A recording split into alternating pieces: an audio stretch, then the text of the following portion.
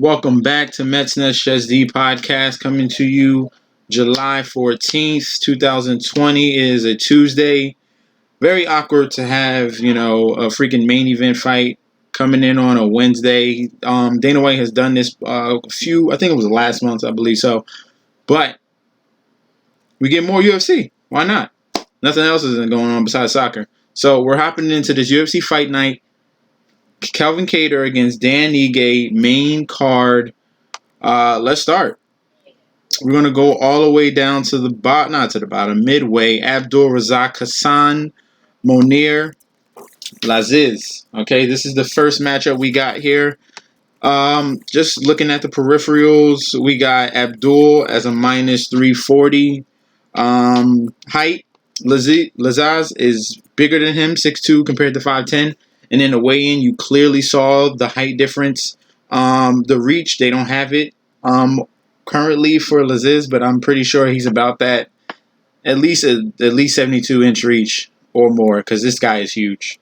He is huge. And then let me give you some background on Abdul. Obviously, he came into the UFC, had a great start, winning 3 out of his 4 fights, I believe so. Let's just double check over here. Yeah, he lost his debut. No.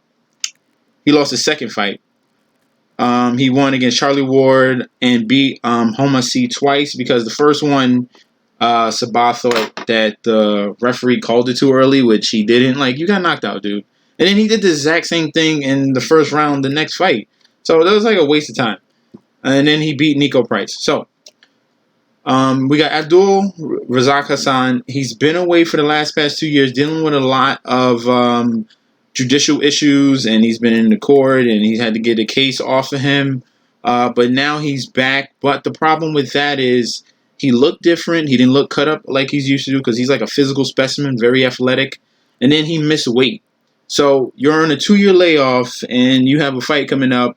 Obviously, you have so much outside noise coming in on you.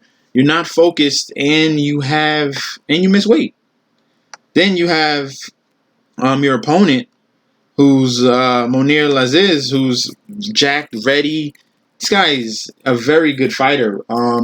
Obviously in the lower levels of MMA, but they call him a sniper for a reason. He has crazy strong leg kicks, throws it from awkward positions, but the only way to stop Abdul is wrestling, and he can provide that here.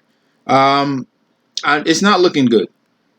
Because Abdul is definitely a striker, one-dimensional fighter. You come in missing weight, and you have a lot of outside problems. And I'm not sure if your head is there totally.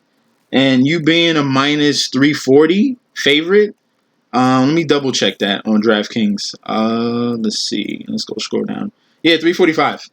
This one I would stay away from. I'm either choosing dog or pass. Because I really feel like Laziz can definitely make a statement, especially with the weight cut and the fact that you're not looking the same, man. I understand you judo thunder, you bring the power, but I don't know about your cardio because all of your wins have come in the first round by knockout, and I don't know if you can make it to the next round. I don't know. I haven't seen it. You haven't shown me proof.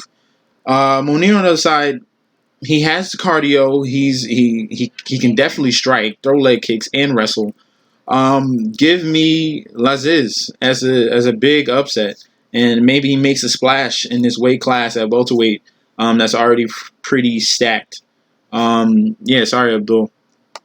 Next fight, we're going to move on to Molly Meatball McCann against Talia Santos. Meatball McCann, good striker, boxing background. She has knockout power. But that was before the UFC, but she's definitely very dangerous. You got to watch out for her punches. Talia Santos, on the other hand, let me show you this. His height is about the same, but Talia Santos has a reach advantage 68 to 62. But Santos, you're 15-1, but you face bums, my nigga. Like, what are you doing? Let's look at this. Okay. In Aspera or whatever XFS and whatever leagues, underground leagues you've been in, you're facing 1-0, 0-1, 0-1, 2-1, 1-3, 0-1, 0-0, 0-0, 0-1, 0-1. Like, who are you facing? You have nobody on your resume, and you lost to Mara Romero Barella, and Molly already beat. This is a facade. You're faking it right now. You have a padded record, and you should not be.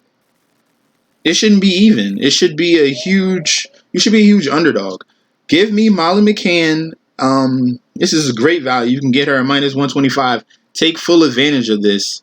Let me down. Yeah, still -125. Take full advantage of this because Talia Santos is faking it out here for the streets, and I don't think she has it.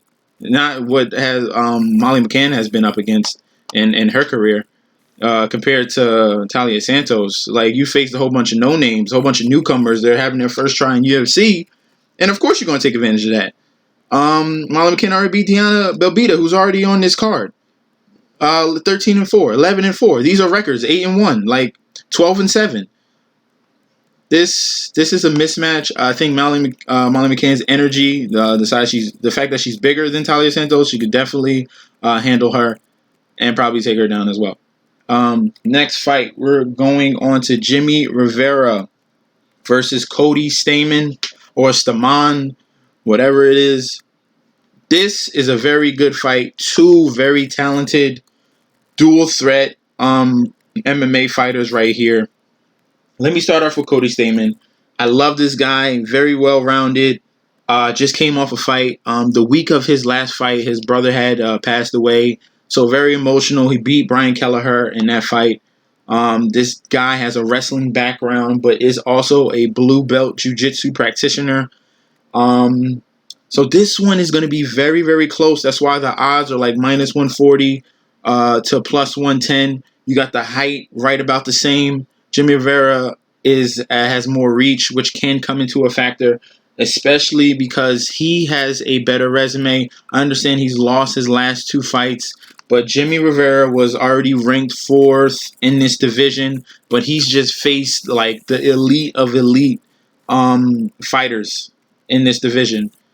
Peter Yan, who just won the title against Jose Aldo. Aljamain Sterling, who's the #1 contender and is going to face Peter Yan next. And then Marlon Moraes, who's about to face Cody Garbrandt, is also an utter beast as well. So I understand these 3 losses out of 4, but you've faced top-tier competition. Cody Stamann, on the other hand, has not.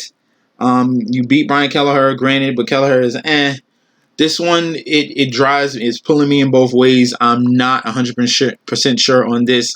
This fight definitely goes past 2 rounds.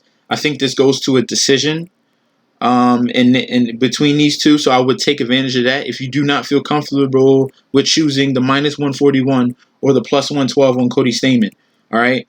I love Cody Stamann. I'm a big fan of you, but Jimmy Rivera, you are a very dangerous threat that provides the same exact skills as Cody Stamann. You can wrestle, you have good takedown defense, and you have solid boxing.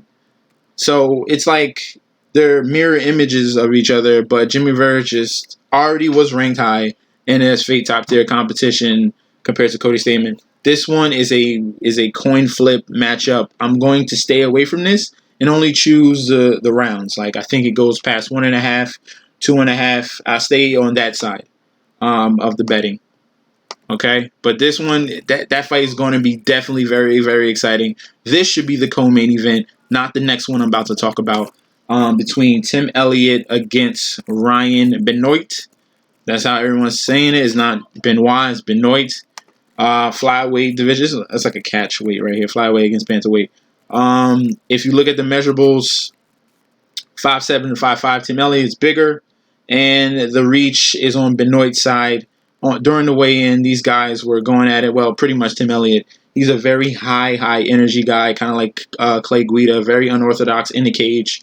He throws a little bit of everything at you, but he is a wrestler at heart.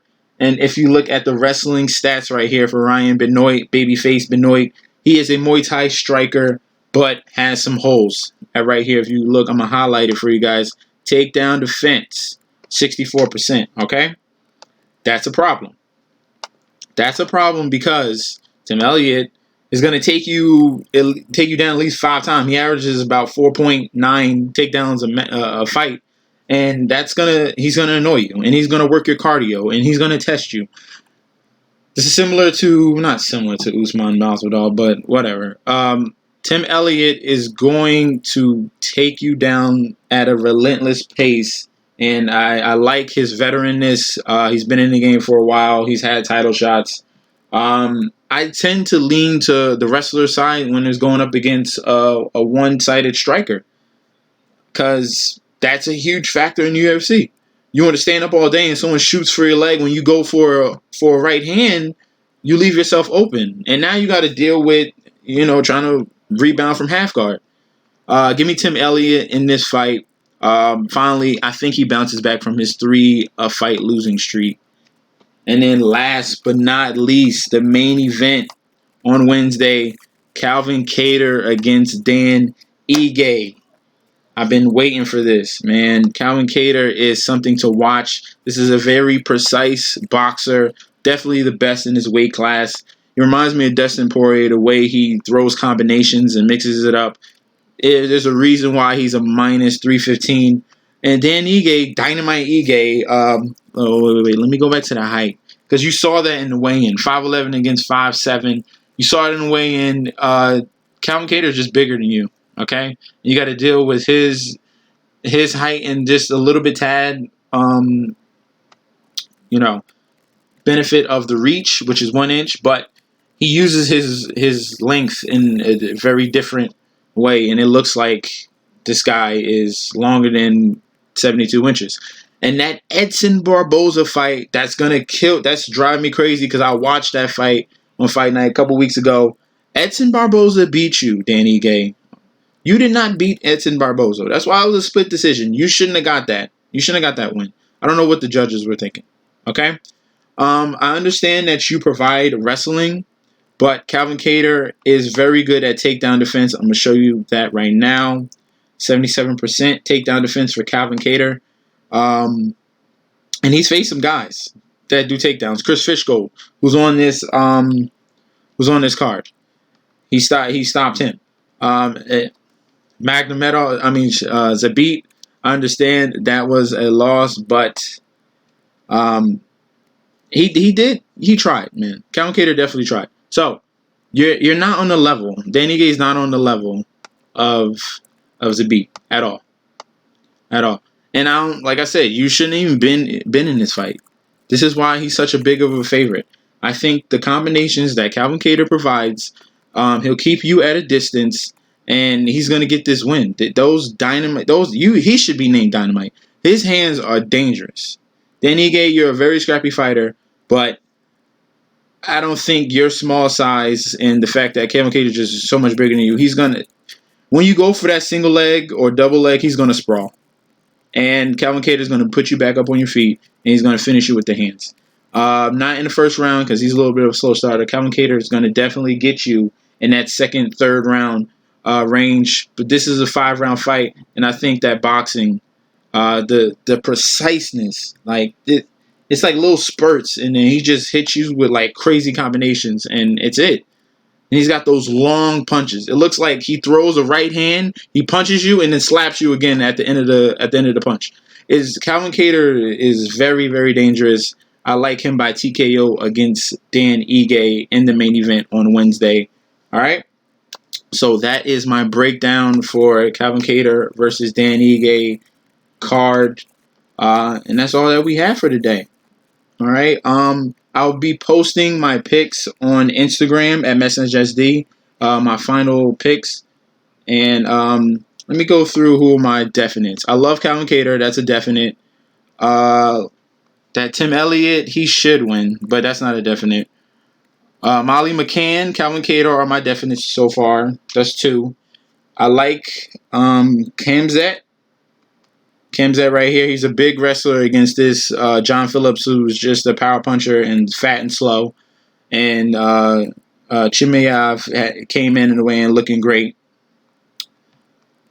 And let's see, Jared Gordon didn't look too good. But I'm gonna keep it to those two. My 100% guaranteed locks, because I don't want you to go crazy on your money. Calvin Kattar and Molly McCann. All right. My big upset is gonna be Monier. All right. Thank you guys for tuning in.